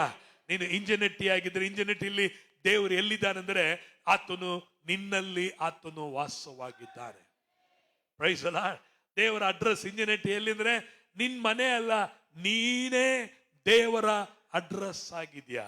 ಒಂದು ವೇಳೆ ಗಾಂಧಿನಗರದಲ್ಲಿ ದೇವರ ಅಡ್ರೆಸ್ ಎಲ್ಲಿದೆ ಅಂದ್ರೆ ನೀನೇ ದೇವರ ಅಡ್ರೆಸ್, ದೇವರ ವಿಳಾಸವಾಗಿ ಕಾಣಲ್ಪಟ್ಟಿದೀಯಾ ಎಂಬುದನ್ನ ಚೆನ್ನಾಗಿ ತಿಳ್ಕೊಳ್ರಿ. ಸೊ ದೇವರ ನಿವಾಸ, ಗಾಡ್ಸ್ ಅಡ್ರೆಸ್, ದೇವರ ಒಂದು ಅಡ್ರೆಸ್, ಒಂದು ಅಡ್ರೆಸ್ ಏನ ಕನ್ನಡದಲ್ಲಿ ಆ ಒಂದು ವಿಳಾಸದ ಒಂದು ಏನಾಗಿದೆ, ನಾವೇ ದೇವರ ವಿಳಾಸ, ದೇವರ ನಿವಾಸವು, ದೇವರ ವಿಳಾಸವು ನಾವೇ ಆಗಿದ್ದೇವೆ.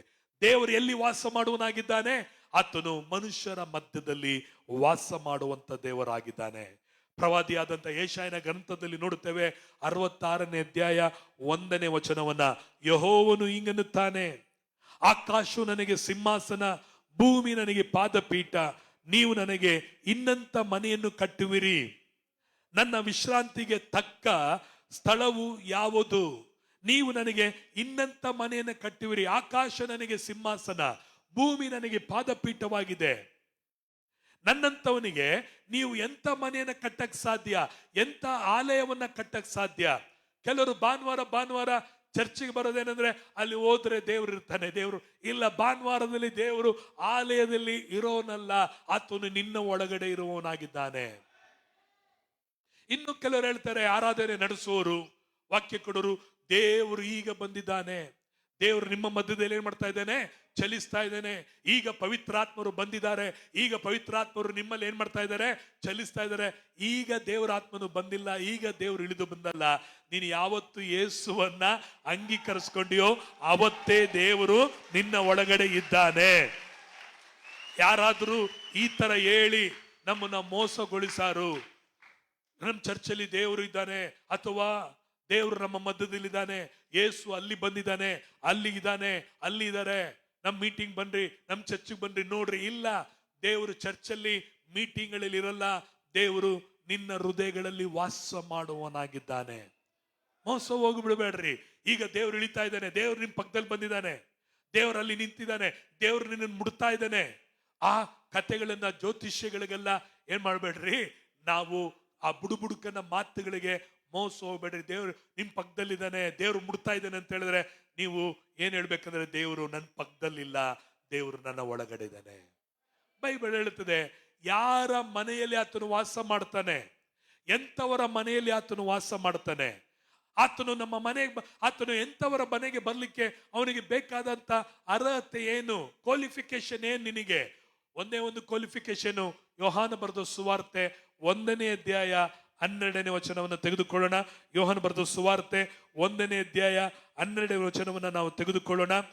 ಯಾರ್ಯಾರು ಆತನನ್ನು ಅಂಗೀಕರಿಸಿದರು, ಯಾರ್ಯಾರು ಆತನನ್ನು ಅಂಗೀಕರಿಸಿದರೋ, ಅಂದರೆ ಆತನ ಹೆಸರಿನಲ್ಲಿ ನಂಬಿಕೆ ಇಟ್ಟಾರೋ ಅವರಿಗೆ ದೇವರ ಮಕ್ಕಳಾಗುವ ಅಧಿಕಾರ ಕೊಟ್ಟನು. ಯಾರ್ಯಾರು ಆತನನ್ನು ಅಂಗೀಕರಿಸಿದರೋ, ಅಂದರೆ ಆತನ ಮೇಲೆ ನಂಬಿಕೆ ಇಟ್ಟರೋ ಅವರಿಗೆ ದೇವರ ಮಕ್ಕಳಾಗುವ ಅಂಗೀಕಾರ ಕೊಟ್ಟನು. ಎಲ್ಲರೂ ಗಮನಿಸ್ರಿ, ಯಾರ ಮನೆಯಲ್ಲಿ ದೇವರು ವಾಸ ಮಾಡುವನಾಗಿದ್ದಾನೆ, ಎಂತ ಮನೆ ಆತನಿಗೆ ಬೇಕಾಗಿದೆ? ಶುದ್ಧವಾದ ಮನೆನ, ಪರಿಶುದ್ಧವಾದ ಮನೆನ? ಆತನಿಗೆ ಯೋಗ್ಯವಾದ ಮನೆ ಯಾವುದು? 7 ದಿನ ಉಪವಾಸ ಮಾಡ್ಬೇಕಾ? 21 ದಿನ ಉಪವಾಸ ಇರ್ಬೇಕಾ? ಇಲ್ಲ. ದೇವರು ವಾಸ ಮಾಡುವಂತ ಮನೆ ಯಾವುದು ಗೊತ್ತಾ? ಯಾರ್ಯಾರು ಕರೀತಾರೋ ಅವ್ರು ಯಾರೇ ಆಗಿರ್ಬೋದು. ಯೇಸು ಹೋದಂತ ಮನೆಗಳಲ್ಲಿ ನೋಡ್ಬೇಕಾದ್ರೆ ಬಹಳ ವ್ಯತ್ಯಾಸವಾಯ್ತು. ಯೇಸು ಜಕಾಯಿನ ಮನೆಗೆ ಹೋದ್ರು. ಯೇಸು ಜಕಾಯಿನ ಮನೆಗೆ ಹೋಗ್ಬೇಕಾದ್ರೆ ಎಲ್ಲರೂ ಹೇಳಿದ್ರು, ಪಾಪಿಯ ಮನೆಗೆ, ಪಾಪಿಯ ಮನೆಗೆ, ಪಾಪಿಯ ಮನೆಗೆ ಯೇಸು ಇಳ್ಕೊಳಕ್ ಹೋಗ್ತಾ ಇದ್ದಾನೆ ಎಂಬುದಾಗಿ. ಪ್ರಿಯರೇ, ಇಲ್ಲಿ ಅನೇಕರಿದ್ರು, ಯೇಸುವನ್ನ ಯಾರು ಕರೀಲಿಲ್ಲ. ಆದ್ರೆ ಇಲ್ಲಿ ನೋಡ್ಬೇಕಾದ್ರೆ ಯೇಸು ಹೇಳ್ತಾರೆ, ನಾನು ನಿನ್ನ ಮನೆಗೆ ಬರ್ತೀನಿ. ಯೇಸು ಆರಿಸಿಕೊಂಡಂತ ಮನೆ ಪರಿಸಾಯರು, ಸದುಕಾಯರು, ನೀತಿವಂತರುಗಳು ಎಷ್ಟೋ ಜನ ಇದ್ರು, ಪ್ರಾರ್ಥನೆ ಮಾಡೋರಿದ್ರು, ದಾನ ಧರ್ಮ ಮಾಡೋರಿದ್ರು, ದಶಮಭಾಗ ಕೊಡೋರಿದ್ರು. ಅಲ್ಲಿ ಅವರ ಮನೆಗೆ ಯೇಸು ಬರ್ತೀನಿ ಅಂತ ಹೇಳಿಲ್ಲ. ಯೇಸು ಪಾಪಿಯಾದ ಇವನ ಮನೆಗೆ ಬರದ ತಕ್ಷಣನೇ ಅವನು ಕರ್ಕೊಂಡೋದ. ಇವತ್ತು ಯೇಸುನ ವಾಸ ಮಾಡುವಂತ ಸ್ಥಳ ಯಾರು ಗೊತ್ತಾ? ಯಾರ್ಯಾರು ಆತನನ್ನ ಅಂಗೀಕರಿಸಿಕೊಂಡು ಆತನ ಹೆಸರ ಮೇಲೆ ನಂಬಿಕೆ ಇಡುತ್ತಾರೋ ಅವರ ಹೃದಯದಲ್ಲಿ ಯೇಸು ಬರುವನಾಗಿದ್ದಾನೆ. ಇವತ್ತು ಯೇಸು ನಿನ್ನ ಹೃದಯದಲ್ಲಿ ಬಂದಿರುವುದಕ್ಕೆ ಕಾರಣ, ನೀವು ಮತ್ತು ನಾನು ಪರಿಶುದ್ಧರು, ಪ್ರಾರ್ಥನೆ ಮಾಡುವವರು, ಯೋಗ್ಯರು, ಒಳ್ಳೆಯವರು ಎಂಬುದಕ್ಕಾಗಿ ಯೇಸು ಬರಲಿಲ್ಲ. ನಾವು ಯೇಸುವನ್ನ ಅಂಗೀಕಾರ ಮಾಡಿದ್ವಿ. ಯೇಸುವೆ ರಕ್ಷಕನೇ ಬಾ ನನ್ನ ಹೃದಯದಲ್ಲಿ ಎಂಬುದಾಗಿ ಯೇಸುವನ್ನ ಕೂಗಿದಾಗ ಯೇಸು ಬಂದ. ದಾವಿದನ ಕುಮಾರನೇ ನನ್ನನ್ನು ಕರುಣಿಸು ಎಂಬುದಾಗಿ ಆ ಬರ್ತಿಮೆಯ ಕುರುಡನು ಕೂಗಿದಾಗ, ಅವನು ಭಿಕ್ಷಕ, ಅವನು ಕುರುಡ ಎಂಬುದಾಗಿ ಯೇಸು ನೋಡದಂತೆ, ಅವನು ಪರಿಸಯನೋ ನೀತಿವಂತನೋ ಎಂಬುದಾಗಿ ನೋಡದಂತೆ ಅವನ ಕೂಗು ಮಾತ್ರ ಯೇಸುನ ಕಿವಿಗಳಿಗೆ ಬಿತ್ತು. ಯಾರೆಲ್ಲ ಯೇಸುನ ಕೂಗುತ್ತಾರೋ, ಯೇಸುವೇ ಬಾ ಎಂಬುದಾಗಿ ಕರೀತಾರೋ, ಯೇಸು ಅವರ ಹೃದಯಗಳಲ್ಲಿ ಬಂದವನು ಎಂದಿಗೂ ಬಿಟ್ಟು ಹೋಗೋದೇ ಇಲ್ಲ. ನಾವು ಮನೆ ಬಾಡಿಗೆ ಇದ್ದಂಗೆ ಮನೆ ಚೇಂಜ್ ಮಾಡ್ತಾನೆ ಇರ್ತೀವಿ. ಆ ತರ ಯೇಸು ಒಂದು ಸಾರಿ ನಿನ್ನ ಮನೆಗೆ ಬಂದ್ಮೇಲೆ ಚೇಂಜ್ ಮಾಡ್ತಾನೆ ಇರಲ್ಲ. ಹಳೆ ಒಡಂಬಡಿಕೆಯಲ್ಲಿ ನಮ್ಮ ಪಿತೃಗಳು ದೇವರಿಗೆ ವಿರುದ್ಧವಾಗಿ ದ್ರೋಹ ಮಾಡಿ ದೇವರ ಚಿತ್ತವನ್ನ ಕೈಗೊಳ್ಳದೆ ಓದೋದ್ರಿಂದ, ದೇವರ ನಿವಾಸ ಸ್ಥಳವನ್ನು ಬಿಟ್ಟು ಬೆನ್ನು ತೋರಿಸಿದ್ರಿಂದ ದೇವರು ಅವರನ್ನ ಬಿಟ್ಟು ಬಿಟ್ರು. ಆದರೆ ಹೊಸ ಒಡಂಬಡಿಕೆಯಲ್ಲಿ ದೇವರು ಏನ್ ಮಾಡ್ತಂದ್ರೆ, ಆತನು ಬಂದಿರುವುದೇ ನಮ್ಮನ್ನ ಏನ್ ಮಾಡೋದಕ್ಕಾಗಿ? ಪರಿಶುದ್ಧರನ್ನಾಗಿ ಮಾಡೋದಕ್ಕಾಗಿ, ತನ್ನ ಸಾರೂಪ್ಯವಾಗಿ ಉಂಟು ಮಾಡೋದಕ್ಕಾಗಿನೇ, ನಮ್ಮೊಂದಿಗೆ ಐಕ್ಯವಾಗಿರ್ಲಿಕ್ಕಾಗಿನೇ ದೇವರು ನಮ್ಮೊಂದಿಗೆ ಬಂದಿದ್ದಾನೆ. ನಾವು ಆತನಿಗೆ ವಿರುದ್ಧವಾಗಿ ದ್ರೋಹಗಳನ್ನು ಮಾಡಿದಾಗಲೂ, ಆತನ ಚಿತ್ತಕ್ಕಿರುದುವಾಗಿ ನಾವು ನಡೆದಾಗಲು, ಆತನಿಗೆ ನಾವು ಬೆನ್ನು ತೋರಿಸಿದಾಗಲು ನಮ್ಮನ್ನು ಕೈ ಬಿಡಲಿಲ್ಲ, ನಮ್ಮನ್ನು ತೊರೆದು ಬಿಡಲಿಲ್ಲ.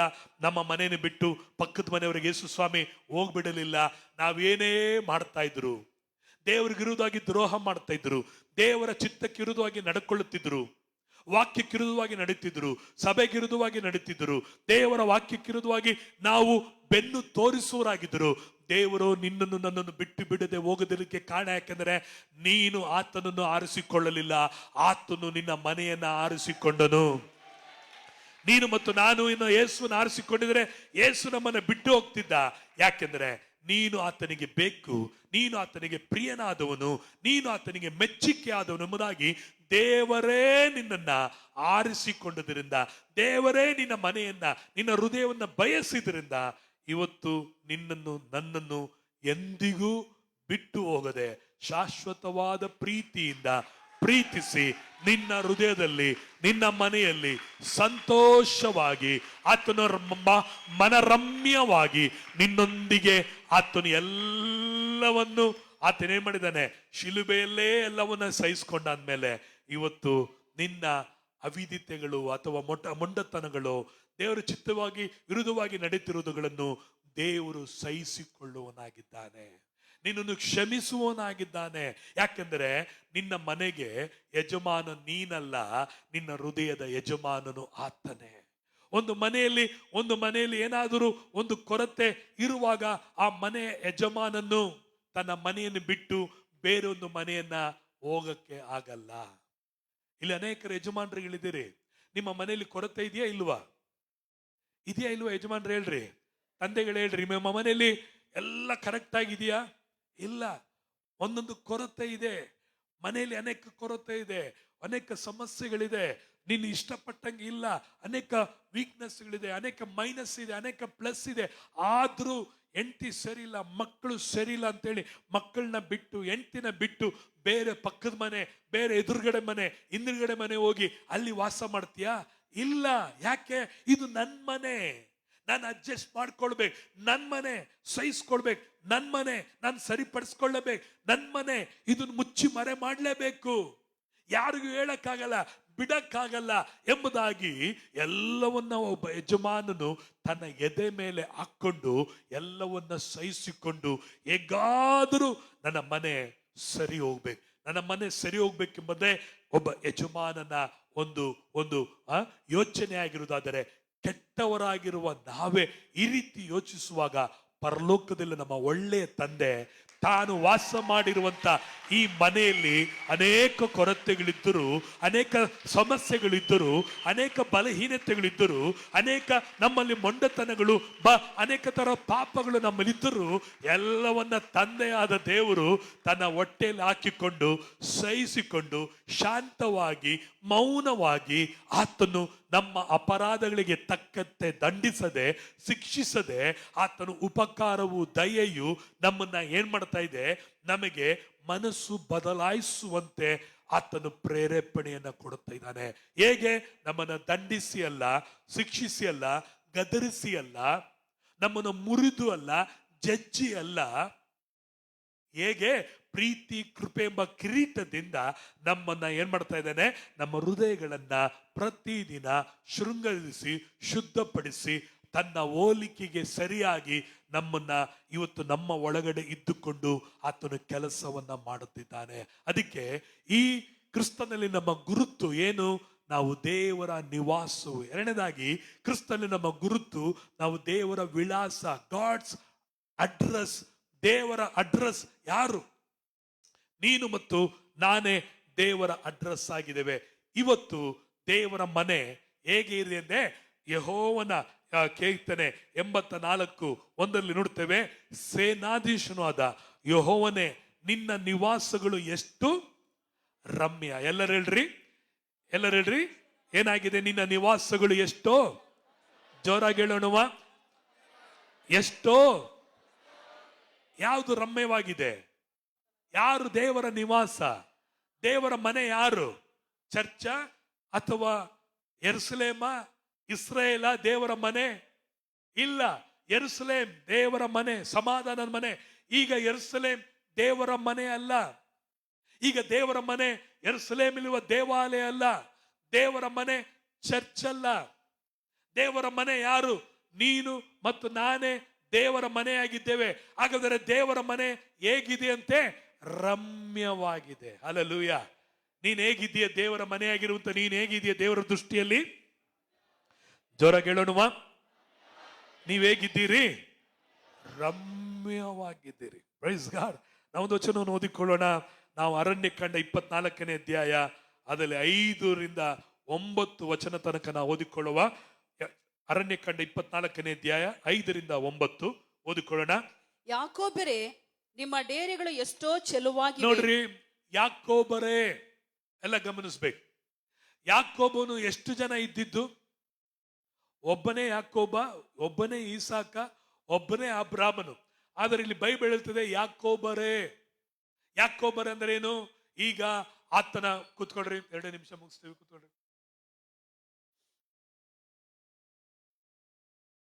Price the Lord. ಎಲ್ಲರೂ ಗಮನಿಸಿ. ಯಾಕೋಬರೇ, ಯಾಕೋಬನು ಒಬ್ಬನೇ, ಇಬ್ರಲ್ಲ ಇದ್ದಿದ್ದು.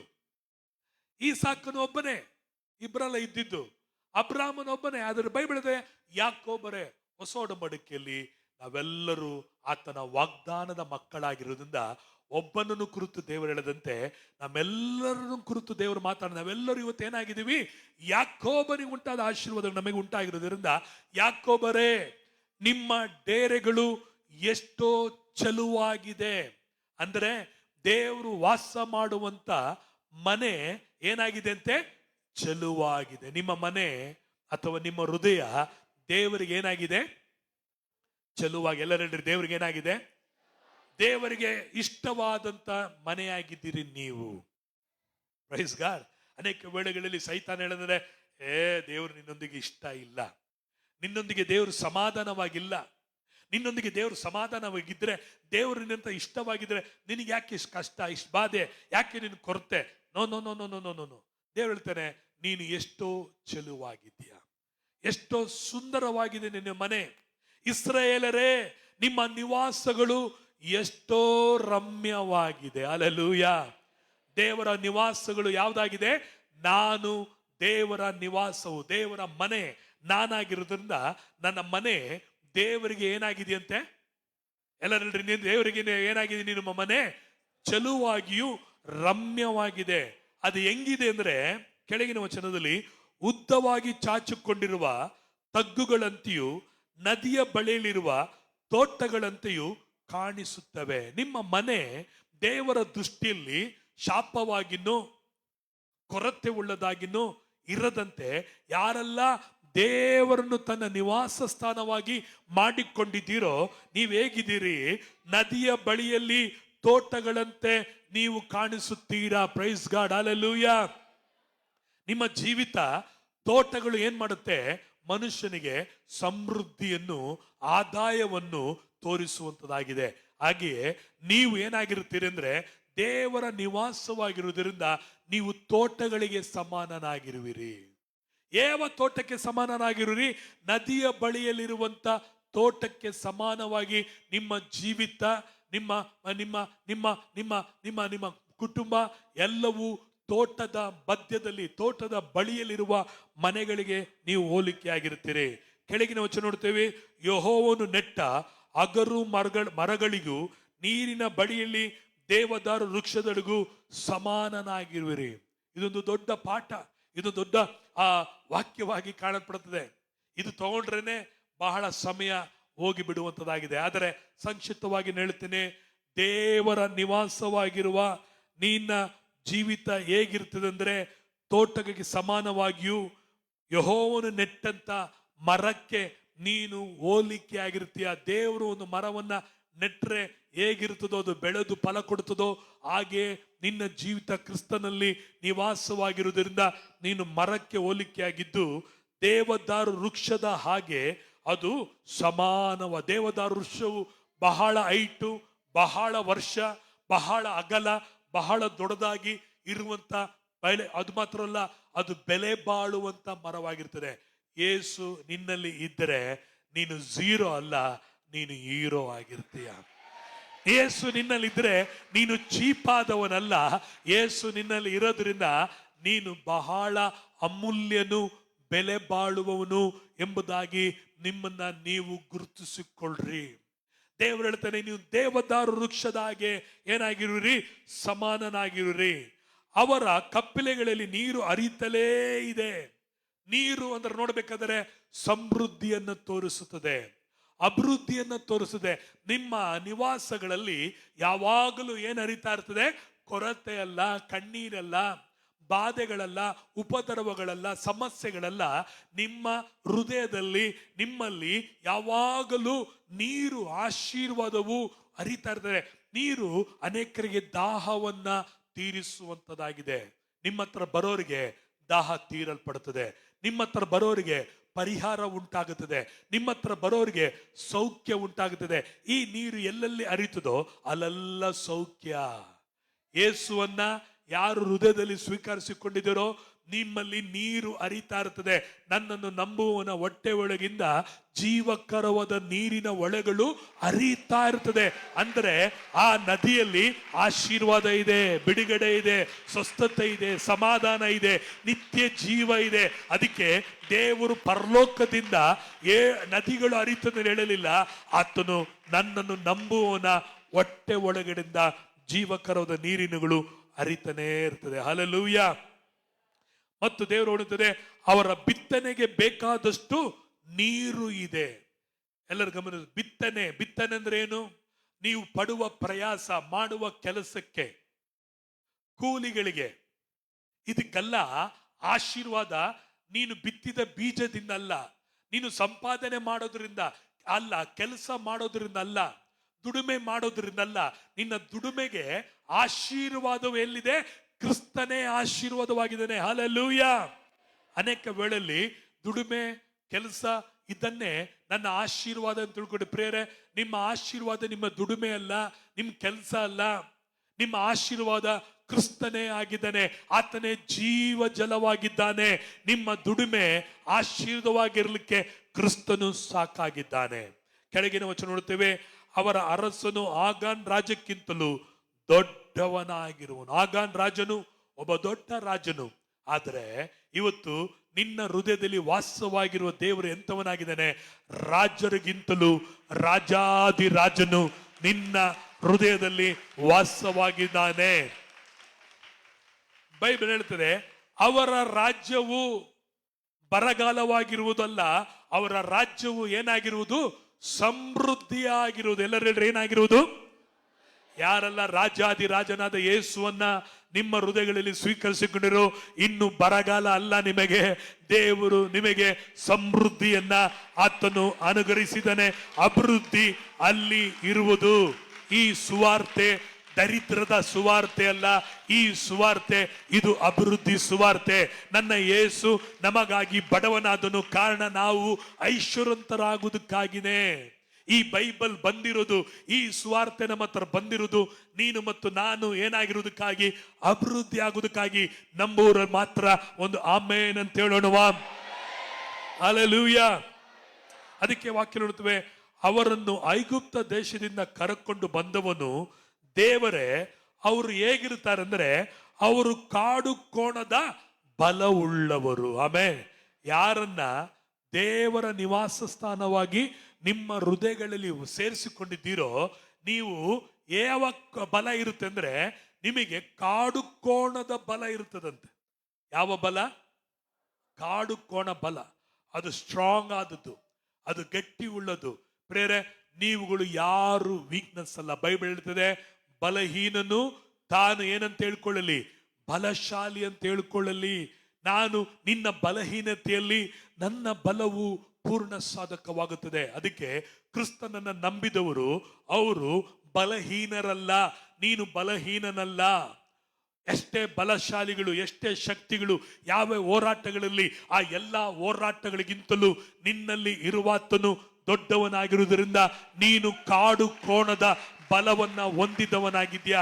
ಯಾವಾಗಲೂ ಹೇಳ್ಬೇಡ, ನಾನು ವೀಕ್ ಆದವನು, ನನ್ನ ಕೈಲಿ ಆಗ್ತಾ ಇಲ್ಲ, ಅಯ್ಯೋ ಅಪ್ಪ ಅಮ್ಮ ಅಯ್ಯೋ ಅಂತ ಹೇಳ್ಕೊಂಡಿರ್ಬೇಡ.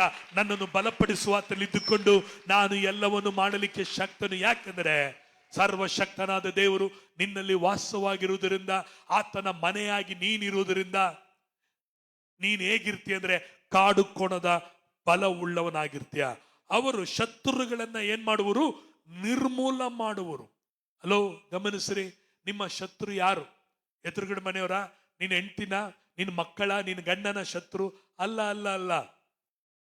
ನಿನ್ನ ಶತ್ರು ಯಾರು? ರೋಗ ನಿನ್ನ ಶತ್ರು, ದರಿದ್ರ ನಿನ್ನ ಶತ್ರು, ಬಡತನ ನಿನ್ನ ಶತ್ರು, ವ್ಯಾಧಿಗಳು ನಿನ್ನ ಶತ್ರು. ಈ ಶತ್ರುಗಳನ್ನ ನೀನು ನಿರ್ಮೂಲ ಮಾಡ್ತೀಯ ಹೊರತು ಶತ್ರುವು ನಿನ್ನನ್ನ ನಿರ್ಮೂಲ ಮಾಡಕ್ಕಾಗುವುದಿಲ್ಲ. ಆದರೆ ಯೇಸುವನ್ನ ಅರಿಯದಂತ, ಯೇಸುವನ್ನ ಅಂಗೀಕರಿಸಿಕೊಳ್ಳದಂತ ಮನೆಗೆ ಶತ್ರುಗಳು ಏನ್ ಮಾಡ್ತವೆ? ಆ ಮನೆಯನ್ನ ನಾಶ ಮಾಡಿಬಿಡುತ್ತದೆ. ಆದರೆ ಯೇಸುನ ಸ್ವೀಕರಿಸಿಕೊಂಡಂತ ನೀನು ಏನ್ ಮಾಡ್ತೀಯ ಅಂದ್ರೆ ಶತ್ರು ಅಲ್ಲ, ಶತ್ರುಗಳು. ನೋಡ್ರಿ, ಶತ್ರು ಎಂಬುದು ಒಬ್ಬನಲ್ಲ, ಶತ್ರುಗಳಾಗಿ ಕಾಣಲ್ಪಡುವವರಾಗಿದ್ದಾರೆ. ಅನೇಕ ಶತ್ರುಗಳು ನಿನಗಿರ್ಬೋದು. ಡಿಸ್ಕರೇಜ್, ನಿರುತ್ಸಾಹ ಎಂಬ ಶತ್ರು ಇರ್ಬೋದು, ದರಿದ್ರ ಎಂಬ ಶತ್ರು ಇರ್ಬೋದು, ಬಡತನ ಎಂಬ ಶತ್ರು ಇರ್ಬೋದು, ಸಾಲ ಎಂಬ ಶತ್ರು, ರೋಗ ಎಂಬ ಶತ್ರು, ಕಾಯಿಲೆಗಳೆಂಬ ಶತ್ರು, ಮತ್ತು ಅನೇಕ ವೇಳೆಗಳಲ್ಲಿ ಸೈತಾನನು ನಮಗೆ ಶತ್ರುವಾಗಿದ್ದಾನೆ. ಈ ಶತ್ರುಗಳನ್ನೆಲ್ಲವನ್ನ ನೀವು ನಿರ್ಮೂಲ ಮಾಡುತ್ತಿರುವ ಹೊರತು ಅವುಗಳು ನಿಮ್ಮನ್ನ ಮೇಲ್ಗೊಳ್ಳಲಿಕ್ಕೆ ಆಗುವುದಿಲ್ಲ. ಬೈಬಲ್ ಹೇಳುತ್ತದೆ, ನೀವು ಕರ್ತನ ನಿವಾಸವಾಗಿರುವುದರಿಂದ ಶತ್ರುಗಳನ್ನು ನಿರ್ಮೂಲ ಮಾಡುವಿರಿ, ವೈರಿಗಳ ಬಲವನ್ನು, ಎಲುಬನ್ನು ಮುರಿದಾಕುವರು. Praise God, hallelujah. ವೈರಿಗಳ ಬಲವನ್ನ ಯಾರೆಲ್ಲ ಕರ್ತನನ್ನು ಅಂಗೀಕರಿಸಿಕೊಂಡಿದ್ದಾರೋ, ದೇವರನ್ನು ನಿವಾಸ ಸ್ಥಾನವಾಗಿ ಮಾಡಿಕೊಂಡಿದ್ದಾರೋ, ನಿಮ್ಮನ್ನ ವೈರಿಗಳು ನಿಮ್ಮನ್ನು ಮುರಿದಾಕುವುದಿಲ್ಲ. ನೀವು ವೈರಿಗಳ ಬಲಗಳನ್ನ, ಎಲುಬುಗಳನ್ನ ಮುರಿದಾಕುವರು. ಅವರನ್ನು ಬಾಣಗಳಿಂದ ಗಾಯಪಡಿಸುವರು. ಯಾವುದರಿಂದ? ಬಾಣ ಯಾವುದು ಗೊತ್ತಾ ನಮಗೆ ಇವತ್ತು? ದೇವರ ವಾಕ್ಯ ಎಂಬ ಬಾಣ. ಹಲ್ಲೆಲೂಯಾ. ವಾಕ್ಯ ಎಂಬ ಬಾಣವನ್ನ, ವಾಕ್ಯ ಎಂಬ ಕತ್ತಿಯಿಂದ ಶತ್ರುಗಳನ್ನ ಏನ್ ಮಾಡ್ತೀವಂತೆ? ನಾವು ಗಾಯಪಡಿಸ್ತೀವಿ. ನಮ್ಮನ್ನ ಇದುವರೆಗೂ ಸೈತಾನು ನಮ್ಮ ಮನಸ್ಸು, ಯೋಚನೆ, ನಮ್ಮ ಫೈನಾನ್ಸಲ್ಸ್ ಅನ್ನ, ಕುಟುಂಬವನ್ನ ಅವನು ಗಾಯಪಡಿಸ್ತಾ ಇದ್ದ. ಯೇಸು ಇವತ್ತು ನಿನ್ನ ಹೃದಯದಲ್ಲಿ ಬಂದಿರೋದಕ್ಕೆ ಏನು ಗೊತ್ತಾ? ನಿನ್ನನ್ನ ಯಾವುದು ಗಾಯಪಡಿಸ್ತಿತ್ತೋ ಇವತ್ತು ಆತನ ವಾಕ್ಯ ಎಂಬ ಕತ್ತಿಯನ್ನ, ವಾಕ್ಯ ಎಂಬ ಬಾಣವನ್ನ ತೆಗೆದು ಅವನನ್ನ ಗಾಯಪಡಿಸುವ ಅಧಿಕಾರವನ್ನ ದೇವರು ನಿನ್ನಲ್ಲಿ ಇಟ್ಟಿದ್ದಾನೆ. ಬೈಬಲ್ ಹೇಳುತ್ತದೆ, ಆ ಜನಾಂಗವು, ಯಾವ ಜನಾಂಗವು? ಕ್ರಿಸ್ತನನ್ನ ಅಂಗೀಕರಿಸಿಕೊಂಡಂತ ಜನಾಂಗವು, ಇವತ್ತು ದೇವರನ್ನ ಆರಿಸಿಕೊಂಡಂತ ಜನಾಂಗವು ಹೇಗಿರ್ತೀವಂತೆ? ಸಿಂಹದಂತೆ ಕಾಲು ಮುದುರಿ ಹೊಂಚು ಹಾಕಿಕೊಂಡದೆ ಮೃಗೇಂದ್ರನಿಗೆ ಸಮಾನದ ಆ ಜನರು ಕೆಣಕುವವರು ಯಾರಿದ್ದಾರೆ? ಹಲ್ಲೆಲೂಯಾ. ಬೈಬಲ್ ಹೇಳ್ತದೆ, ಮೃಗೇಂದ್ರನಿಗೆ, ಅಂದ್ರೆ ಮೃಗೇಂದ್ರ ಯಾರು? ಕಾಡಿನ ಸಿಂಹದ ಕಾಡಿನ ರಾಜ ಯಾರಾಗಿದ್ದಾನೆ? ಸಿಂಹವಾಗಿದೆ. ಅದೇ ತರ ಬೈಬಲ್ ಹೇಳ್ತಾರೆ, ಮೃಗೇಂದ್ರನು, ನೀನು ರಾಜನಿಗೆ, ನಿನಗೆ ವಿರುದ್ಧವಾಗಿ ನಿನ್ನನ್ನು ಕೆಣಕುವವರು ಯಾರು ಇರಲ್ಲ. ಹಲ್ಲೆಲೂಯಾ. ನಿನ್ನನ್ನು ಮುಟ್ಟೋರು, ನಿನ್ನನ್ನು ಕೆಣಕೋರು, ನೋಡೋಣ ಮಾಡೋಣ ಅಂತ ಒಂದು ದಾರಿಯಿಂದ ಬರುವ ಶತ್ರುಗಳು ಏನಾಗ್ತಾರೆ ಗೊತ್ತಾ? ಇವ್ರಿಗೆ ವಿರುದ್ಧವಾಗಿ ನಾವು ಹೋದ್ರೆ ನಾವು ಉಳಿಯಲ್ಲ ಎಂಬುದಾಗಿ 7 ದಾರಿಗಳಿಂದ ಓಡಿ ಹೋಗುವಂತೆ ಕರ್ತನು ಮಾಡುವನಾಗಿದ್ದಾನೆ. ಗಮನಿಸ್ರಿ, ಇಸ್ರಾಯೇಲರೇ, ನಿಮ್ಮನ್ನು ಆಶೀರ್ವದಿಸುವನಿಗೆ ಆಶೀರ್ವಾದವು, ಶಪಿಸುವನಿಗೆ ಶಾಪವು ಉಂಟಾಗುವುದು ಅಂದನು. ಹಲ್ಲೆಲೂಯಾ. ಇಲ್ಲಿ ಹೇಳ್ತಾ ಇದ್ದಾರೆ, ಇಸ್ರಾಯೇಲರೇ, ನಿಮ್ಮಲ್ಲಿ ದೇವರು ವಾಸವಾಗಿರುವುದರಿಂದ, ದೇವರ ನಿವಾಸವು ನೀವಾಗಿರುವುದರಿಂದ ನಿಮ್ಮ ಡೇರೆಗಳು ಎಷ್ಟೋ ಚೆಲುವಾಗಿದೆ, ನಿಮ್ಮ ನಿವಾಸಗಳು ಎಷ್ಟೋ ರಮ್ಯವಾಗಿದೆ. ಕರ್ತನು ನಿಮ್ಮಲ್ಲಿ ವಾಸವಾಗಿದ್ದಾನೆ, ನಿಮ್ಮಲ್ಲಿ ತಿರುಗಾಡುವನಾಗಿದ್ದಾನೆ, ನಿಮ್ಮಲ್ಲಿ ಆತನು ಸಿಂಹಾಸನ ರೂಢನಾಗಿದ್ದಾನೆ, ಆತನು ನಿಮ್ಮಲ್ಲಿ ಮೆಚ್ಚುಗೆಯಾಗಿದ್ದಾನೆ, ಆತನು ನಿಮ್ಮಲ್ಲಿ ಪ್ರಿಯನಾಗಿರುವುದರಿಂದ ನೀವು ಆಶೀರ್ವದಿಸಲ್ಪಟ್ಟವರು. ನಿಮ್ಮನ್ನು ಆಶೀರ್ವಿಸುವವರನ್ನು ಆಶೀರ್ವಿಸುವೆನು, ನಿಮ್ಮನ್ನು ಶಪಿಸುವವರನ್ನ ಶಪಿಸುವೆನು. ಈಗೋ ನಾನು ನಿಮ್ಮಲ್ಲಿ ಬಂದು ನಿಮ್ಮ ಸಂಗಡ ಊಟ ಮಾಡುವೆನು, ನೀವು ನನ್ನ ಸಂಗಡ ಊಟ ಮಾಡುವಿರಿ. 2 ಆಶೀರ್ವಾದ ಭೂಮಿಯಲ್ಲಿರುವಾಗ, ಭೂಮಿಗೆ ಸಂಬಂಧಪಟ್ಟಂತ ಆಶೀರ್ವಾದಗಳು ಪರಲೋಕಕ್ಕೆ ಹೋಗುವಾಗ, ಪರಲೋಕದಲ್ಲಿ ಆತನೊಂದಿಗೆ ಏನ್ ಮಾಡ್ತೀವಿ? ಸಿಂಹಾಸನದಲ್ಲಿ ಕೂತ್ಕೊಂಡು ಆತನೊಂದಿಗೆ ಅಲ್ಲಿ ನಾವೇನ್ ಮಾಡ್ತೀವಿ? ಜೀವ ವೃಕ್ಷದ ಹಣ್ಣನ್ನು ತಿನ್ನುತ್ತೇವೆ. ಈ ಭೂಮಿಯಲ್ಲಿ ಜೀವ ಕೊಡುವ ವಾಕ್ಯವನ್ನ, ಪರಲೋಕದ ವಾಗ್ದಾನವನ್ನ, ಭೂಲೋಕದ ವಾಗ್ದಾನವನ್ನ ನಾವು ತಿಂದು ತೃಪ್ತಿ ಆಗುತ್ತೇವೆ. ನಾವು ಈ ಲೋಕವನ್ನು ಬಿಟ್ಟು ಪರಲೋಕಕ್ಕೆ ಹೋಗುವಾಗಲೂ ಅಲ್ಲಿ ಆತನೊಂದಿಗೆ ಸಿಂಹಾಸನದಲ್ಲಿ ಕೂತುಕೊಂಡು, ಆತನ ಡೈನಿಂಗ್ ಟೇಬಲ್ ಕೂತ್ಕೊಂಡು ಆತನು ನಮ್ಮನ್ನು ಪೋಷಿಸುವನಾಗಿದ್ದಾನೆ. ಭೂಮಿಯಲ್ಲೂ ಪೋಷಿಸುವವನು, ಪರಲೋಕದಲ್ಲಿ ನಮ್ಮನ್ನ ಪೋಷಿಸೋನು.